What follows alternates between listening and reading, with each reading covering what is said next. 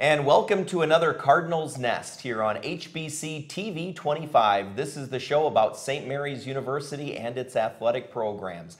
I'm Dean Beckman. This is our Sports Information Director, Donnie Netto. And Donnie, a lot going on at St. Mary's, very busy time. And Lex Krogstad, our new assistant volleyball coach. Well, really not so new in the sense that you've been here all year, but welcome to the Cardinals Nest, your first appearance on the Cardinals Nest, especially your first appearance as a non-player. You graduated in 2015 from St. Mary's, now assisting Jackie Keeker, who is our head volleyball coach. So welcome to the show, Lex. And how's the year been going so far? 14-9 the season is. How would you assess as an assistant coach how the season's been going?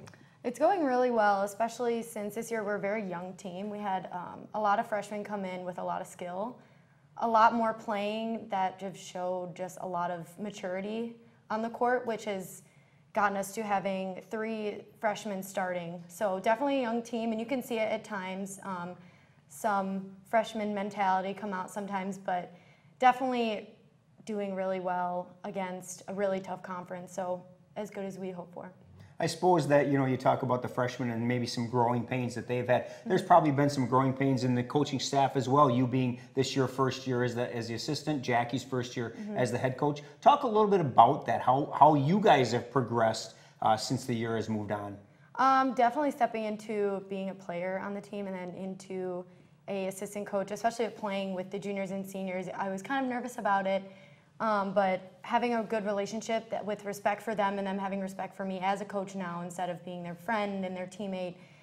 It's been an adjustment, kind of working, but it's definitely gotten to be the most fun I've had being with the team. But Jackie definitely learning from each other too, kind of going together, her being the first, for her first year as a head coach, it's different, her transitioning from being kind of the fun assistant, get to goof around, to still having that light, airy kind of attitude, but definitely taking on that more headstrong head coach is different, but we're working together and it's been good. Is it hard for you, having played with, like you said, you played with the juniors and seniors when you were here, is it hard to kind of transition from being their teammate to now being their, one of the coaching figures? I wouldn't say it's hard. It's weird. It's different. More having a professional relationship with them, but also they can be my friend. It's just that line, just being there for them when they need me as a friend, but also having that respect where they actually take what I say with some the word I'm looking respect, for. There we go. Yeah. So they actually listen to me and they take what I have to say with value. So it's different. It could be difficult at times, them being able to want to hang out, but I enjoy coaching them just as much. So, a couple of years ago, you went through your senior night, and as we tape this, the 4 seniors on this year's team are getting ready to go through theirs. What was that like? How would you describe the feeling that they're experiencing as they get ready in just a few hours here to experience their last home regular season volleyball game? Looking back on my senior year and my senior night, it was definitely weird, just because it's usually not your last game, but then it kind of hits you like you're never going to have another home game in this gym, and just having your friends and family there. It's emotional, but it's exciting because it's the best you want to play, so it's an exciting night, but it's also sad, but they're handling it well and they're super excited, so I'm excited for tonight. Prior to the match, what advice will you give them? I know from my standpoint, a lot of times I'll talk to the seniors beforehand or send them an email, and I always say kind of relish the moment, because you've earned this time, you've earned this spotlight because of the effort and the time that you've put in, and I think that that would be my advice to them. What would your advice be to the seniors, having really gone through it just a couple years ago? My advice, I was actually talking to a couple of them saying how they're really excited, but they're also a little nervous. And I said, that's probably the worst feeling you can have, is being nervous, because whenever I was nervous, I didn't perform at the top of my game. And so I said, just perform without fear. That's how you should play every game. And it being your last home game, you should go out there and just give it your all and have fun. Don't worry about messing up. Just play the game that you know how to play and just have fun with your friends that you're going to have your last game at home with. Well, tell us about this year's seniors. 4 of them, what have they meant to the team and what have they brought to the team these past 4 years? Brittany Hansen, for one, she was my setter when she was a freshman and a sophomore, and then through her years, she's really stepped up. She's always been a quiet force on the court, but also a super steady rock for everybody. Everyone looks to her because she's very level-minded. Sarah is just probably the goofiest person you'll meet. She's super energetic and she works really hard. She can hit the crap out of the ball, but she's just another person out there that people look out to. Claire Tack, she's been playing with her as a DS. She has always been super dedicated, and working with her and kind of teaching her this year has been awesome, and she's really taken on a really big lead role. And then Tara, I didn't have the pleasure of playing with her, but knowing her since her freshman year and coaching her this year, she's made strides and has become a huge leader as well.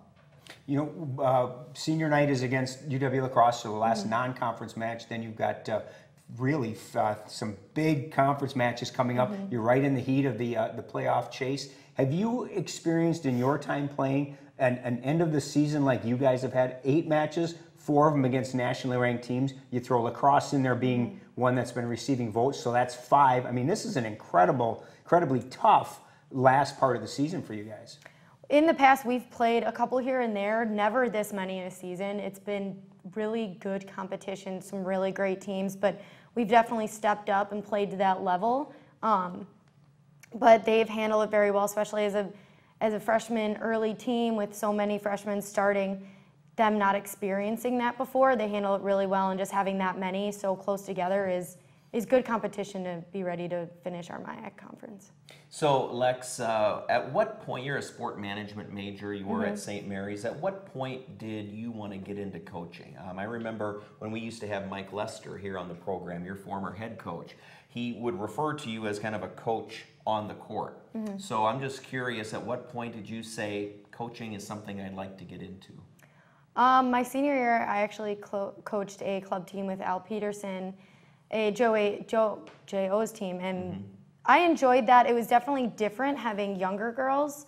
I've never coached anybody. I think they were sophomores in high school, but I would help out with camps back at home with my old club team and everything, and I really enjoyed doing that. I just didn't have the time to be a full-time coach. And when I was talking to Jackie over the summer before I applied, and it kind of being a reality, I was super excited. I was like, okay, I really enjoyed coaching younger girls, but the maturity at this level, I think, is the most fun coaching, because there's that level of understanding that you don't have to kind of explain, which is really fun to be able to coach at this level. And just being from a younger team coaching and then coaching at a college level, it's been amazing.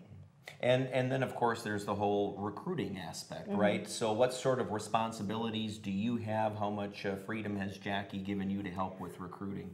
We've kind of split it in half. So we've gone to different high schools, looking at players that they've seen in the past that I'm going to watch, and then some new girls that I've found and talking to and getting them on campus and stuff. It's a lot of freedom. Most of our recruiting will be coming up in January when the club season starts, and high school's just winding down. So we've seen a couple teams play, but it's definitely going to be us kind of as working as a team in bigger conferences and bigger tournaments, and then us working together to split kind of the responsibilities. So not too much. So Donnie, a couple of minutes left. I had to dig into the archive, but what's interesting is both of my questions to Lex kind of deal with our second guest as well, so it all kind of ties together. Good. Your favorite holiday is coming up in just a couple of weeks, Halloween. Why Halloween? Ever since I was little, my family was always really into decorating, and so Halloween was always a big one for us. We used to go get giant hay bales in the middle of Chicago. We used to go and find them, and then we just used to make a big deal out of it. I don't know, it was my family. We just loved it. I loved the weather. I loved walking around, having so many people out, just enjoying the night. Even though it's a little chillier, it was so many people just enjoying and having a good time and goofing around. We always used to have Halloween parties at my house, so just growing up, it was a really fun holiday for me. And then the other one is, one of the questions I have is something you always have to do, or you want to do before you turn 40. And yours was swim the cage with the great whites. Yes. Okay. This summer, you may actually get to do that. If you go on the trip to South Africa with the softball and women's basketball teams, you'll get that chance. Talk a little bit about that. I've been a shark geek, I guess, ever since I was little. I always watched Shark Week with my mom. Animal Planet was my favorite network growing up, but I always found them super fascinating. Everyone in my family, friends and family, think I'm nuts that I want to do that, but I would think it was absolutely crazy if I got to go in a cage with deep sea cage great white sharks. Would be awesome. It's expensive, but it's what I want to do before I die. So our next guest, who Donnie alluded to, is Kali Aldrich from the softball team, but they're getting ready for the Haunted Forest. So since Halloween is your favorite holiday, I imagine you've been through it a time or two, right? I have not, believe it or well, not. this year you better get through it, right? Yeah, haunted houses freak me out. I like scary movies in the holiday, but anything walking through, jumping out at me, I'm okay with not participating. This is worse than a house, because this is an entire outside, forest. yeah, I don't think that's for me. All right, Lex Krogstad, our assistant volleyball coach at St. Mary's, thanks for being on the show today. Thank you. All right, stay tuned. Kali Aldrich, who will talk Haunted Forest next here on HBC's The Cardinals Nest. And now the new wrinkle, oh look at this prancing from Lady Poodle, which goes into a conga line. Amazing, amazing. And now the new wrinkle, oh look at this prancing from Lady Poodle, which goes into a conga line. Play, pause, rewind. Record now and watch on your schedule. Never miss out on your favorite shows. Free DVR service and equipment is included in all GigaWorld packages. NASCAR racing is about a whole lot more than just cars going around a track. It's about people who drive, people who engineer, people who plan, people who know how to put it all together. Meet the people who make the cars go round every week on Raceline. Watch Raceline here every week.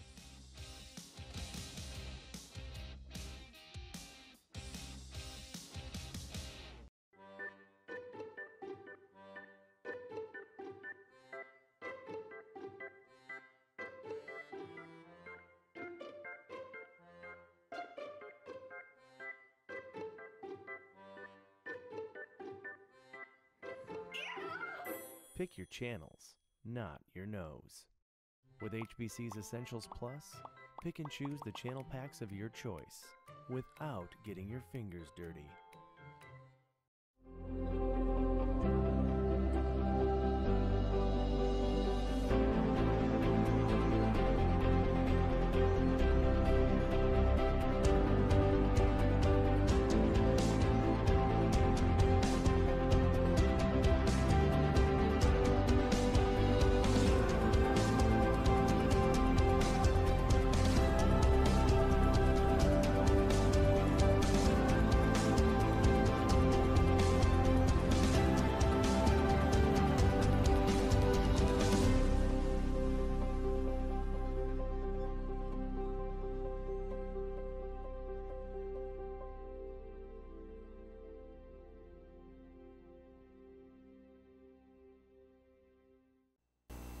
And we're back here on the Cardinals Nest, and this weekend at St. Mary's University, we are getting ready for the Haunted Forest, which is put on by our softball team as a fundraiser, but it's open to the entire community. It starts this weekend and then all of next weekend through Halloween, where they take people down into the forest behind St. Mary's and give them a good old-fashioned scare. And today here on the Cardinals Nest, we have a hideous creature, and I'm not talking about Donnie Netto for a change. Instead, it is Kali Aldrich. Kali is from the softball team, and she is just one of the hideous creatures that you're going to see in the forest of St. Mary's. That's not nice to talk. I thought you were going to wear a mask. So, Kali, this is the actual mask, right, that you'll be wearing as down in the forest, right? This is not mine, although I did wear this last year. You did, okay. Yep. Yeah. So I'll be a line leader this year because I'm Okay. a senior. So we get to lead all the people that go through the forest as seniors. So someone else will be wearing this mask. But I know someone's wearing it for sure. All right, good. So this is one of the things that you're going to see, but there will be many others. So we're going to give Kali just a quick second to take that off. But Donnie, have you been through the Haunted I Forest have. before? Okay, I've been good. through it. It's an outstanding fundraiser for the softball team, and I know that Kali's going to talk a lot about it. But you know, it's one of those things that's really become a tradition in the fall at St. Mary's, and the softball players work so hard. They have to go through their fall ball, which is intense the way it is, and then as soon as that's done, it's on to preparing for the Haunted Forest, and they work tirelessly getting that ready, and it is really an outstanding, outstanding thing to go through. Okay, so this is better, right? Better for you for sure. So, Kali, tell us the dates and the times and how much it is to go through and sort of the ages that you're kind of looking at. The dates are starting this Friday, October 20th from 7 to 10, and Saturday, October 21st, also from 7 to 10, and then the same time next weekend, Friday and Saturday, and then 31st on Halloween, also from 7 to 10, which is on Tuesday. Okay. And the ticket prices are for adults, it's $6, for students who do go to St. Mary's who have their ID, $5, and for kids under the age of 12, it'll also be $5. Okay, good. So last year I brought my daughter. She was 8. She handled it wonderfully. But I think from a parental standpoint, you do have to sort of know what your kids can and can't handle, and depending on the size of the group, sort of at where you begin up there between the baseball and softball fields at St. Mary's, you can kind of tell them to tone down the scares a little bit if you do have younger kids, right? Yep, yes, definitely. And I think your favorite group are like the teenagers, right? You like to get the teenagers through there? Yeah, I'd say, or even kids our age too. Yeah. So I like scaring all the kids that come from Winona State. I think they're the most fun to scare. They react pretty well, so. Now last year you recognized me and did. you knew my daughter's name, and so you had kept kind of saying, Erica, Erica, and then we got out, she's like, how did they know my name? So it's a good example of how you do try to personalize it depending on the group and everything. Yeah, and sometimes when they are walking through, you'll hear one of them say a friend's name, like, watch out, and so. So then obviously you're gonna trail behind them and whisper their name and scare them, and it does freak them out. Yeah. So we're talking about the finished product, the Haunted Forest finished product, but the amount of work that actually goes into putting it on every year is immense. So kind of tell us about the process of, you know, planning the different scares and props that you're going to use and then putting it all together. So right after fall ball ends, which is the end of September, we start right away at the beginning of October. So the grind really never stops in the fall. So we start right away during the week, and we meet for a couple hours. We talk about ideas. We set up props. We think about ideas of what we need to buy and stuff like that. So we'll meet, who knows, 2 to 5 times a week and discuss what we have to get. So it can be very long and exhausting. And then the setup part throughout the forest, we meet the day of. So on Friday, we'll meet right after we get out of class. We'll set up the forest till whenever we're done, and then we'll have people watch the forest so that no one steals our stuff. So we're literally in the forest all day. And then same thing Saturday, and we have to come with our stuff. So we have to come with toilet paper just in case you have to go to the bathroom, because we can't leave the forest. You have to come with snacks. You have to come with extra clothes in case it rains. So you really have to bring a lot of stuff to prepare for this, because otherwise you're kind of screwed. Right, so right. it is a long process for sure, every day. And one of the things is, I mean, we've been doing the Haunted Forest for number of years, and the thing that really always impresses me is it's never the same. Yeah, you may go through the same parts of the forest, but the characters are different. I suppose, you know, you get different players, so it's a little different that way, but I always am impressed with how many new ideas you guys come up with every year. Talk a little bit about that process. When you sit down and you talk early on, do you just throw out anything that pops to mind, or how does that work? Usually Coach Sam and Coach Miller say we want new ideas for every year, just so it's not the same, especially for people who come walking through every year. They're going to see the same thing, and that gets boring after a while, especially boring for us because we want to do something different. But usually we always have a clown exhibit because clowns usually scare people. So especially since the movie It. Yeah, that's gonna be a big one this year. So that scares a lot of people. We have a new one this year, The Ring, so that'll be a little frightening. I don't think we've had that one before, well, since I've been here.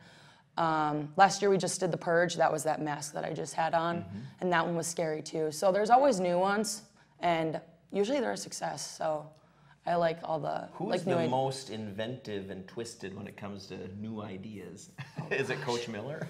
I don't know. It's honestly more the players. They just come up with things, and I know we do have some people on the team who are really like Halloween, not even the trick-or-treating part, more like the scaring part, and they're really into it. So usually they have a lot of good ideas. And of course, You've got the classic standbys as well. The Halloween is usually represented with Michael Myers, Friday the 13th, and Jason Voorhees. So the classics are always there year in and year out, but as you said, new ideas too. So one more time before we get on to a few other things, give us the dates of the Haunted Forest and the prices and where people need to go to get their tickets and stuff. First day will be this Friday, October 20th, 7 to 10. Saturday, October 21st, 7 to 10. And then next Friday, October 27th, 7 to 10, October 28th, Saturday, 7 to 10, and Tuesday, which is Halloween, the 31st, 7 to 10. And where you can get tickets is in between the softball and baseball fields. So there's a white trail or not a white trail, a black trail. Yeah. And then there'll be lines and you can get your ticket up there, and then the line leaders will take you into the forest. Okay. So. And you had mentioned that this year you're a line leader. Talk a little bit about how the whole process works in terms of people show up, they pay their money, what happens next? A line leader will grab a group of however so many there are. We usually pick a specific amount of people, and we lead them in the forest. So we just go with our glow sticks because we can't have a light because then it just kind of ruins it. So we go around each station and just make sure that they don't, we have a rope. So we have to make sure that they don't get off the rope because it's dark. So you need to hold on to something so you can see and walk. But yeah, we go through every single part and we just make sure that everyone's okay and everyone, have fun with it though too. So. And as we pointed out, it's a fundraiser for the softball team. Tell us kind of what you use the money for and what the plan is for this year. All the proceeds will go towards our spring break trip in February and March when we go to Claremont in Florida. So that benefits us quite a bit on that spring trip. Yeah, with definitely meals cuts down the cost just for the individual activities players, for the team, a lot of things like that. Yeah. Well, Kali, I need to talk about you personally before we let you go here. You're a senior this year, public relations major at St. Mary's, and you're no stranger to these lights in HBC, right? You interned here for HBC. Yeah, last year. And also interned for the Rochester Honkers. Interned for a different TV station in the Rochester area. So tell us about that Honkers internship a little bit more. The Honkers internship, that was going into my junior year of college. It was tough. It was a great experience though. I was the on-field game operations intern, so I did all the on-field promotions, interviews, on-field games, you name it. So I was always at the ballpark or at the office, sending emails, writing PA scripts, getting volunteers, talking to the fans. A lot of fan engagement was pretty much my role. So if the fans weren't happy, it's on me. So yeah, it was a lot of hours and heavy work, but it really did benefit me quite a bit. And I'm sure you probably listened a little bit as we were talking to Lex about senior day for volleyball. Your senior day will come up this year. I know the season hasn't started, but have you thought at all that, this is my last, I know you've thought about this is my last Haunted Forest, but have you thought at all about this being your last season? I've definitely thought about the last year of Haunted Forest for sure. A little bit, yeah, especially because I do live with a group of softball players. I live with 3 softball players in my dorm, so I've been around them since freshman year, so that's a little tough knowing that we're all going to go our separate ways, but obviously we'll stay in touch. But yeah, I'd say it's a little tough just leaving your family more so. So it'll be hard, but it helps that I live in Rochester, so I'm close, so I can come back and visit. But it'll be tough. I've always said it's kind of one of the 2 most stressful times in your life, starting college and sort of ending college, right? Did you dig up any dirt? I did dig up. I'm gonna spare her the one story she needed to tell, mainly because we're running out of time. But one of the questions I asked, and again, I didn't have your questionnaire from this year, so I went to last year's, is if you had one TV character you could spend the day with, you said Napoleon Dynamite, and I want to know how that day would go. Honestly, he's just goofy. He's my kind of guy, and I feel like we'd have a great time. I don't know. There's something about him. But he could teach me how to dance. He does that. Like, he's pretty good at it. And he's never afraid to be in the spotlight. You saw that. And I'm not afraid to be in the spotlight. I like to be in front of people. Yeah. He's just goofy. He has a good personality. So. All right, you win. But although that did change, because I think this time I put Patrick Starr, and he's also the same guy, goofy. So. All right, you win. All right, Kali Aldrich from the softball team. Good luck with the Haunted Forest here the next couple of weekends. Thank you very much. All right, stay tuned. Donnie and I will be right back with more on the Cardinals Nest here on HBC. And now the new wrinkle. Oh, look at this prancing from Lady Poodle, which goes into a conga line. Amazing, amazing. And now the new wrinkle. Oh, look at a conga line. Play, pause, rewind. Record now and watch on your schedule. Never miss out on your favorite shows. Free DVR service and equipment is included in all GigaWorld packages.